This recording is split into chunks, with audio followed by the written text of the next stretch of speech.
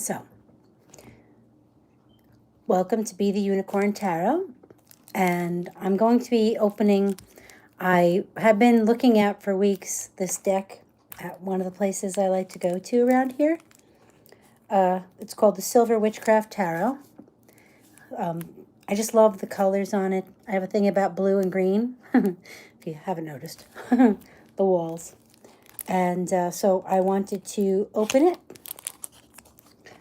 And I watch other people do the unboxing, and it's like a kid with Christmas. And I have to tell you that was one of the reasons I got the Dark Mansion Tarot, is someone had just opened it and showed everything, and it was so cool, you know, came in this neat box, and, you know, just so many interesting things. And with this one, I just saw the box, and then I Googled what the pictures look like, and they're so pretty. So let's see.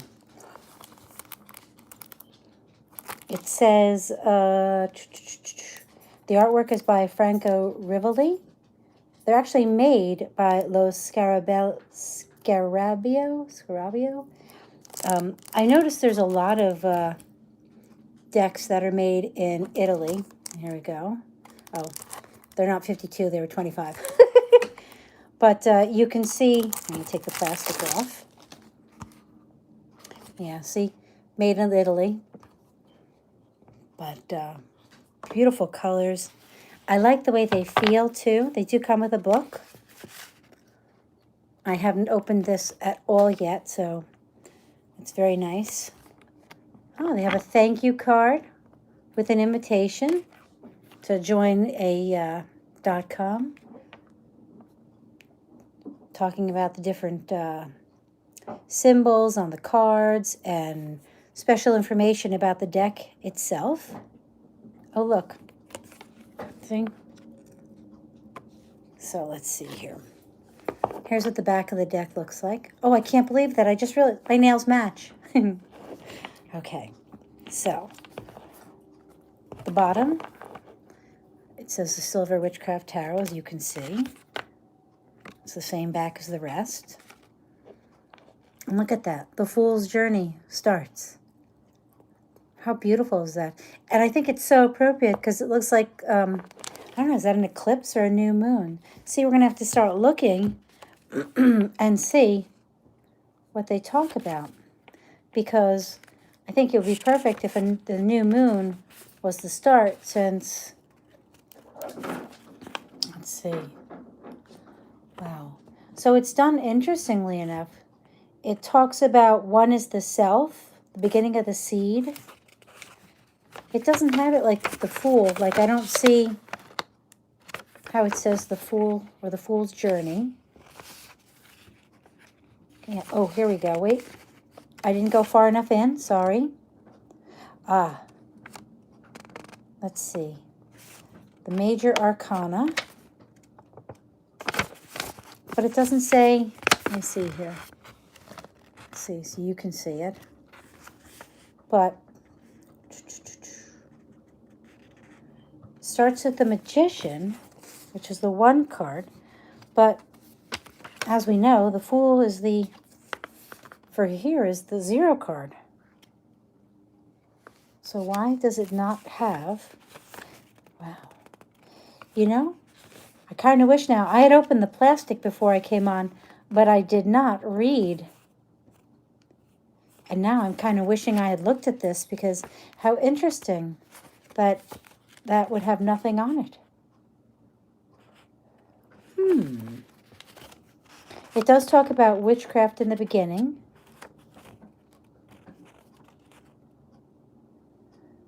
The cycles of the year. Okay.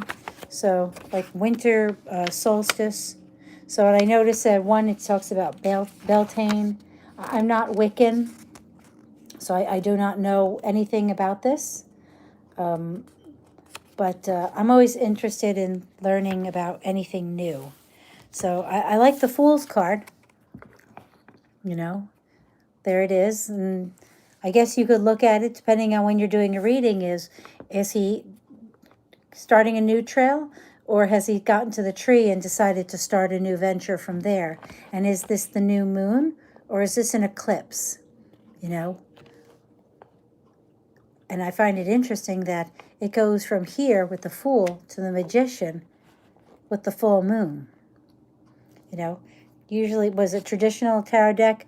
He has, you know, all the accoutrements. He has the pentacle, he has the wand, he has the sword, and he has the cup. And in this, she has just the book, which I guess is a magician and being Wiccan. If you can have a spell, all you need is your book. So it's even more minimal. And the traditional Fool has what? Just that little tiny satchel and the dog that warns him? Here, it doesn't look like he has anything but himself. It's an interesting concept. I do love the colors, too. And the Empress, I think she is absolutely beautiful with the blue. And I find it interesting that her foot is just above the water here, which kind of makes me think of, is it the, which is the other one? I think it's the Queen of Wands or the King of, not Wands, Cups, or the Queen of Cups. One of them has their toe almost in the water, but not quite. Like they're not quite in the emotions. The Empress. Now I thought this was interesting. Look at this.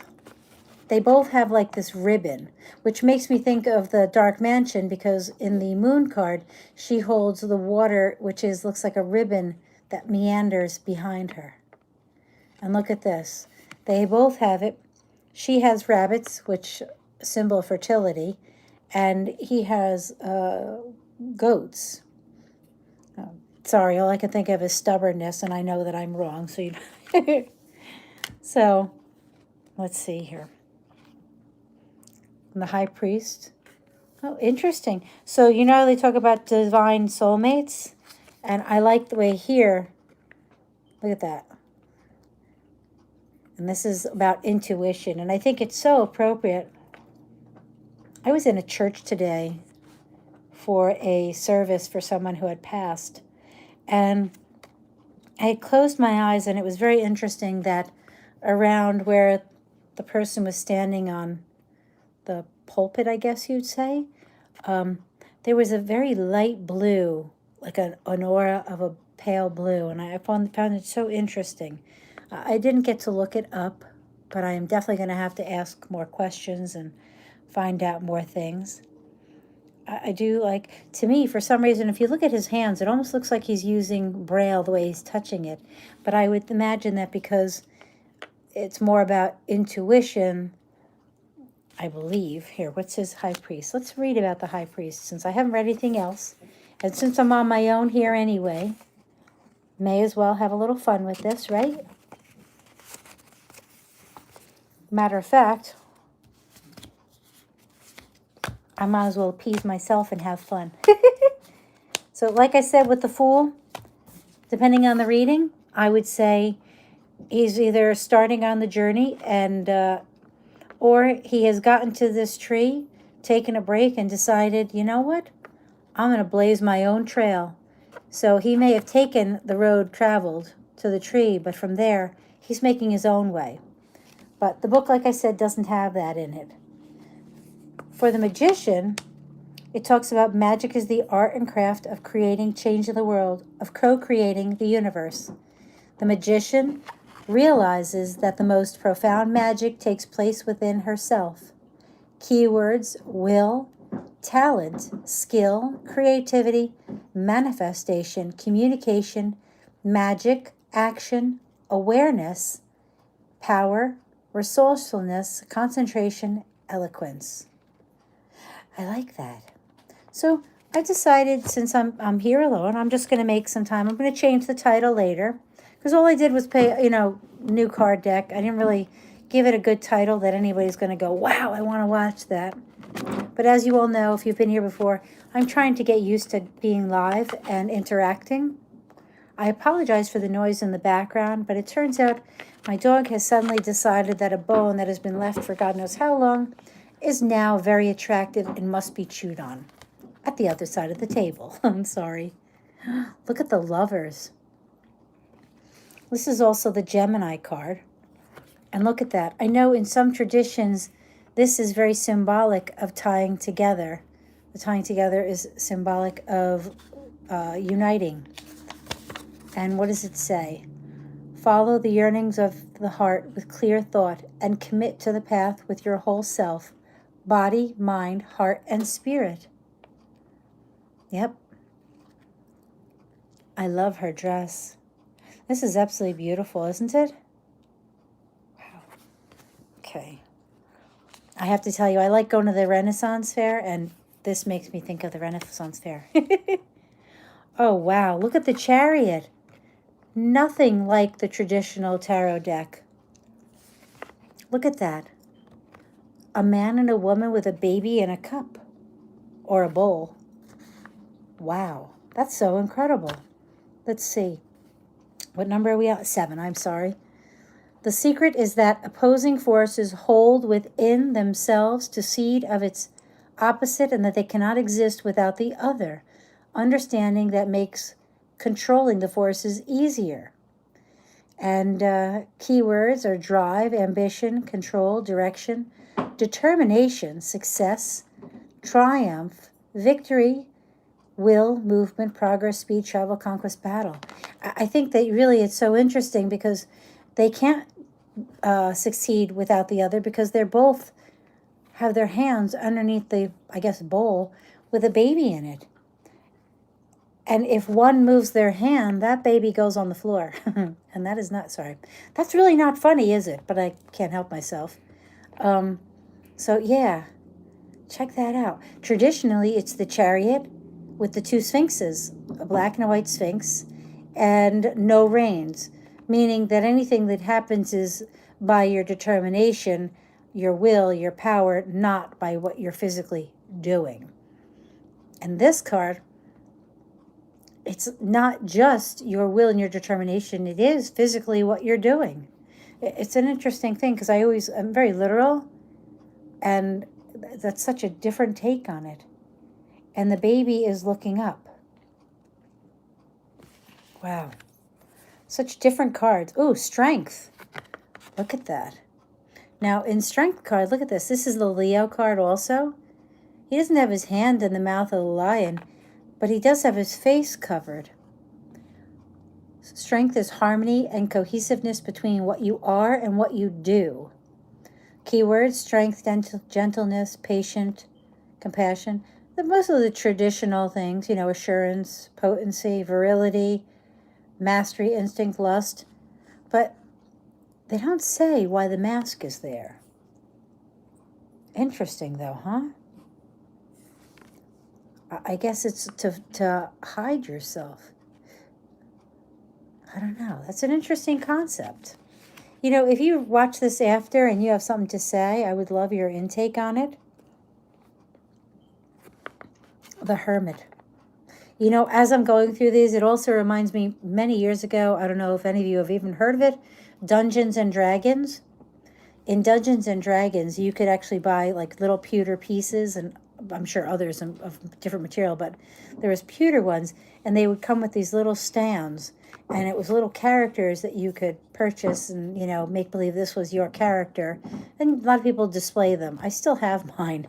And that's exactly what some of these remind me of. The Hermit. And the idea here is he has been holding his light for an extended period of time. Look at how long that beard is. But his light shines bright. And this is about inner knowing. And I have to tell you, remember I was talking about the blue light with the minister, or I don't know what they called him there. It wasn't my church, it was someone else's. And I find it very interesting. But these were the shades that I was seeing. And I was seeing this light blue with this purple. And I'm wondering if they had some importance. Well, they must have an importance. I just don't know what that is. Now, the wheel here is the wheel turning in your favor. That's the energy. And now this is very different. We are subject to luck and chance and fate. Just like the rest of creation, the wheel can bring a windfall just as easily as a loss. The question is, how badly does a loss affect your balance? So keywords are fortune, chance, cycle of life, opportunity, destiny, fate, good luck, movement, turning point, annual event. So these three women are all putting energy into this. That's what it makes me think of. And if you notice, we have a woman who is very young. We have a slightly older who is very pregnant. And then we have what looks like what I would call maybe a matronly or a more mature woman. So to me, it's the cycles of a woman's life and the energy. Very interesting. I like it. I do like it. Such beautiful card. Oh, look at that. Justice. The Libra card. And I noticed that traditionally we would have the scales of justice, but in here we have the white tree and the dark tree. And she is blowing, I believe, leaves. No, they're butterflies. Leaves? Leaves, and there are butterflies. And the dark tree is falling off, it looks like, leaning over. So to me, it's about, I would say, evening things out. The scales of justice, you know, traditionally, the white or the black and being good and evil in the representation. Let's see what it says here. All actions have consequences. Justice is blind, and she sees with her inner eye to the inner motivations. She also sees a larger picture than any of us can hope to understand. So, it's really interesting. I find in some strange way, it talks about justice being blind and talking about her own inner motivations. And justice is not supposed to, well, I guess justice is blind, except that it still needs to be fair or balanced. This is one of those things that I think is very interesting, but here we go. And I like that the butterflies come from it too. So, the hangman, who is actually in a yoga pose. But the cards are all very beautiful. Oh, look at death. Now, there's an interesting card. We have the empty cloak, and we have the larva, and we have the butterfly. So it is a very good depiction of what the death card symbolizes. It doesn't necessarily mean literal death. It means the end of something, the end of maybe the way you are doing something, you know. This is also the Scorpio card. Temperance. Temperance, see this one, she's usually pouring into something, like not a bucket. I can't think of the word. A vase, not a vase. Oh, Jiminy Crickets. Anyway, and in this one, she is feeding the earth. And here we have a flower. Traditionally, I believe she's just pouring it into the grass. So she's nourishing the earth around her. Here, she's not only nourishing, that she's also created a flower. Is she pregnant too? I don't know. But here she is nourishing the earth as well as the birds. So she's just giving to everyone. The devil. This is traditionally about addictions, taboo stuff. Let's see.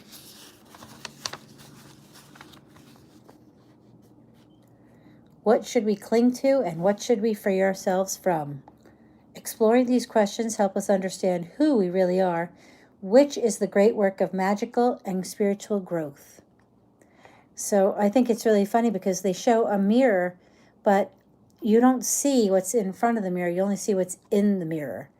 So it's a reflection. And I think that it's an interesting depiction because it shows a dead tree. And death, the devil, it even has the keywords are bondage, obsession, materialism, temptation, doubt, sexuality, hopelessness. There's a lot to it. But it's quite an interesting card, and it's always interesting when it comes up. And I've seen other decks, and death is death. I keep calling it death. I'm so sorry. The devil card is so interesting here because I think that it's hard to look at yourself, especially if you are in the midst of an addiction or that kind of thing, or behavior that maybe you're not so proud of. And even being fearful or doubting yourself can make you feel this way. So I do like this depiction. And if you notice the chain, this one's broken. This one is still connected. So depending on the cards around it, I would imagine you could say that you are breaking free of it. You know, movement. Maybe if there was like the Knight of Wands or something, and you'd be breaking free from this. You know, it's very interesting. Or the hangman near it might make you think that, you know, you're trying to see, you know, what if I were to change this? Or what if I got up enough courage to do that? I can see somebody's out there. Hi. Sorry. I'm just babbling on. I'm amused by the cards. And I was trying to figure out how to go over the cards where others might enjoy it also. I forgot to put in the title that I would try to do a reading if someone had wanted to ask a question. Oh, look at the tower. Definitely not the traditional tower card, huh? Two birds. One bird is on the tree, and the other bird, it looks like, is being struck by lightning and is lit up, quite literally lit up and toasted. Wow. So it's being forced to change. It's the universe saying, nope, you're not staying here. You have to move along. You need to make this change. So I like the cards. The colors are so pretty. Look at this.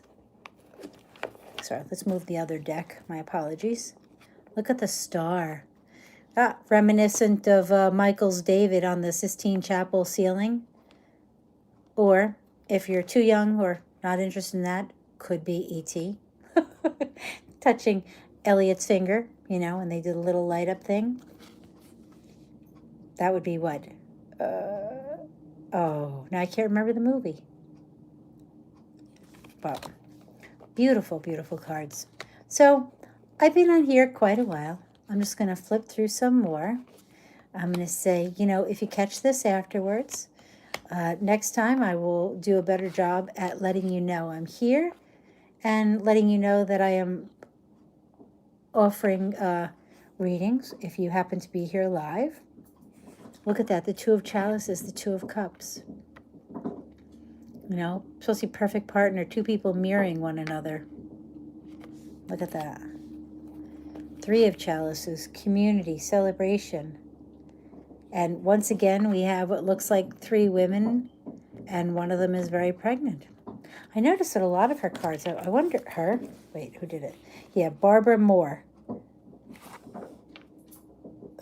Oh, look at this. The Four of Chalices taking a break. But there are so many cards that, you know, they are, there's at least one pregnant woman. Look at the Six of Chalices. Look at that, playing with the fireflies. How awesome is that? So anyway, if you happen to see this after I've gone off, if you don't mind, give me a thumbs up. Much appreciated for being here. Oh, Eight of Chalices is leaving things behind.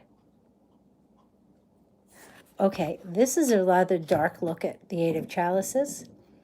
It's somebody walking away from 8 cups, whether they're spilled over or not. There's 8 cups. Many cases they're piled neatly in a pile and they're walking away. But here they are covering someone next to a fire. And it looks like a young someone. So what are we walking away from? Wow. I'm actually looking. It says reflection, retreat, quest, journey, search, discontent, dissatisfaction, unhappiness, mission. Sorry. It was hyphenated. So anyway, I'm going to stop this here. I am going to shuffle the deck, and I think I'm just going to come on and do an impromptu reading for anyone who needs it for this moment. Okay. Well, thank you anyway. If you do happen to stop by, if you don't mind, give it a like. Check out the rest of my channel. You can find me on Instagram. It's Be the Unicorn Tarot. And, well, thank you. Bye.